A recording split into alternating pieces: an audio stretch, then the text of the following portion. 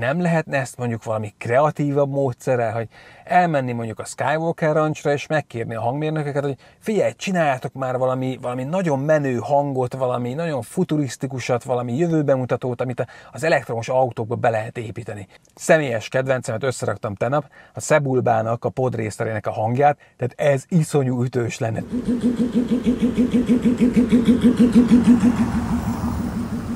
Megcsinálták, egyre jobb a BMW-nek a hangja, az i5-ösben nem volt jó, ebbe szerintem sokkal jobb. Ez a go-kart mód, ez zseniális. űrhajó feeling, ilyen podracer, ez már nagyon hasonlít a podracer feelingre, amit én mindig is akartam.